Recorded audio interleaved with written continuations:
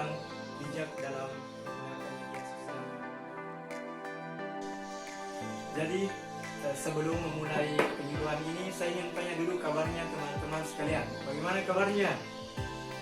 Oke, kalau baik, langsung saja sebentar pada saat proses penyuluhan ini, jika ada yang ingin ditanyakan teman-teman, bisa langsung mengajukan tangannya, kemudian memberikan pertanyaan.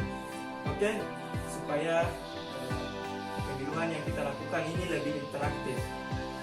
Baik teman-teman, untuk media sosial 175 juta penduduk Indonesia menggunakan internet, dan sebagian besar itu menggunakan media sosial. Media sosial seringkali digunakan untuk berbagi opini, berbagi video, berbagi gambar, berbagi artikel, dan juga lokasi. Hal ini dikarenakan karena kita bebas untuk berekspresi di dalam media sosial.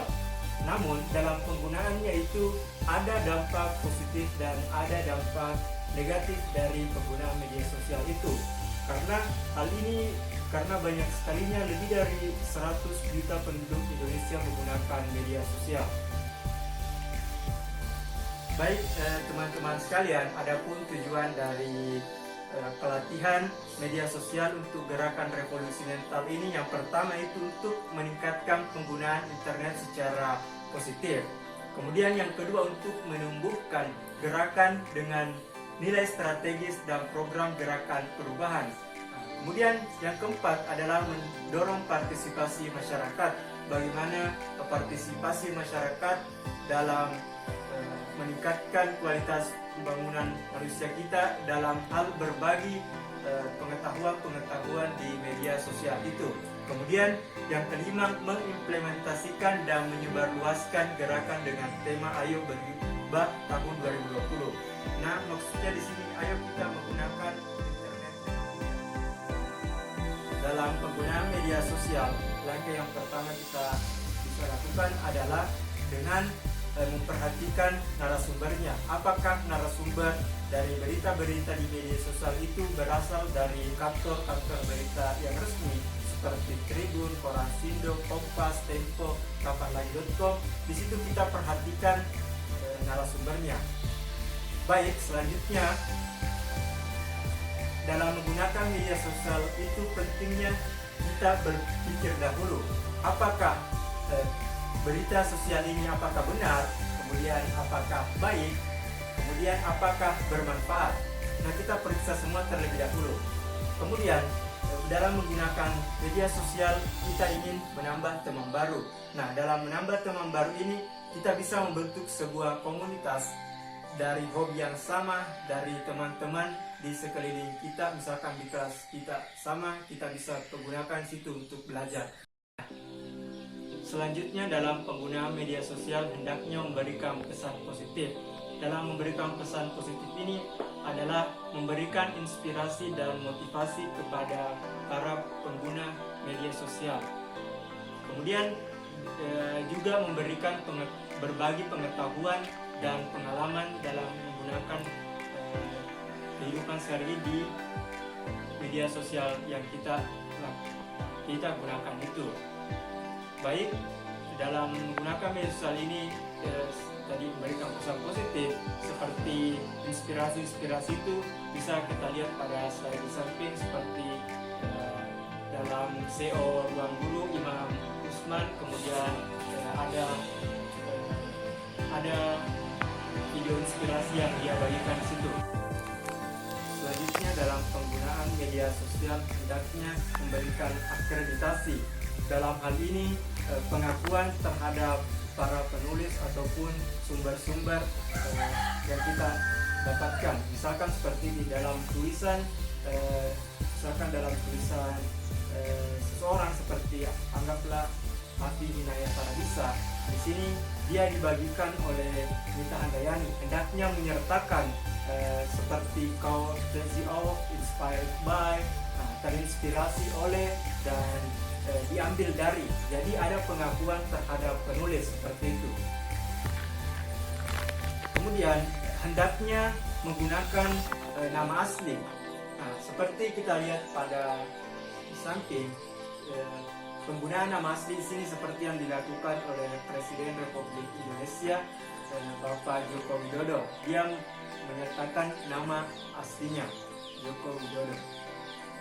Baik, selanjutnya seperti contohnya pula Bapak Yusuf Kala juga menyertakan nama resmi pada Twitternya. Kemudian dalam menggunakan media sosial, hindari penyebaran hoax. Hindari penyebaran hoax. Seringkali dalam penyebaran hoax itu ditandai dengan kata-kata yang bersifat provokatif seperti dari grup sebelah, cuma kopas, kemudian jangan berhenti di kamu, kemudian mencengangkan. Hal ini sebenarnya yang bisa memberikan provokasi ke dalam penyebaran hoax. Bagaimana teman-teman sekalian, ada hal yang ingin ditanyakan? Nah, sampai sini paham? Baik, kalau begitu kita lanjutkan materinya. Kemudian dalam menggunakan media sosial, hendaknya hindari curhat berlebihan. Jadi curhat berlebihan di media sosial juga itu bisa membahayakan pribadi kita. Baik, selanjutnya jangan sekali-kali melakukan spam. Hindari melakukan spam. Hal ini karena dalam spam itu banyak orang yang tidak menyukainya, apalagi jika hal itu hanya bersifat promo, dan banyak orang yang tidak suka karena sering terjadinya pengulangan kata yang sifatnya tidak penting seperti itu. Baik, selanjutnya hindari pula teks secara massal. Teks massal, teks yang dilakukan ke banyak orang, karena belum tentu orang yang kita tag itu senang dengan apa yang kita lakukan. Kemudian hindari pula untuk mempublikasikan identitas kita yang bersifat formal seperti itu, seperti KTP, SIM, paspor, karena di dalam identitas pribadi kita itu tercantum nomor-nomor pribadi dan lain seperti itu, sehingga bisa orang lain itu menyebarluaskan akun kita, bisa melakukan hacking ataupun membuat akun palsu. Baik, selanjutnya saya akan menjelaskan mengenai beberapa panduan dalam mempost di media sosial. Yang pertama itu benar dalam berbahasa. Dalam berbahasa yang benar itu hendaknya menggunakan ejaan bahasa Indonesia yang baik dan benar sesuai dengan pedoman umum ejaan bahasa Indonesia. Jadi bahasanya juga harus sesuai dengan ejaan bahasa Indonesia yang baik dan benar.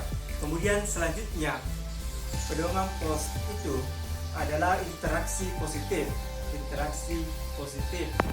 Jangan melakukan interaksi yang tidak yang bersifatnya negatif.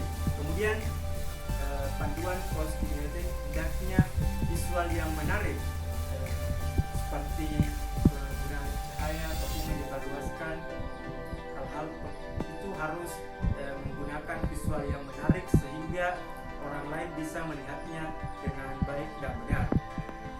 Kemudian waktu post juga perlu diperhatikan. Jangan melakukan posting di media sosial, terutama bagi teman-teman yang masih di bangku sekolah. Jangan mengupload di media sosial pada saat jam sekolah. Kemudian jangan pada saat berkendara. Ini yang paling utama, jangan pada saat berkendara karena bisa membahayakan keselamatan kalian. Kemudian jangan pula saat berkumpul dengan keluarga, karena kita seharusnya kalau saat berkumpul bersama keluarga itu interaktif, jangan cuma gadget yang gagah. Baik, kemudian penggunaan tagar, hendaknya menggunakan tagar karena dalam penggunaan tagar itu bisa memberikan informasi mengenai situasi dan kondisi yang ada saat ini. Baik, mungkin itu sekian materi penyuluhan mengenai bijak dalam menggunakan media sosial pada hari ini. Baik, jika tidak ada lagi yang ingin ditanyakan, saya akhiri penyuluhan pada kesempatan hari ini.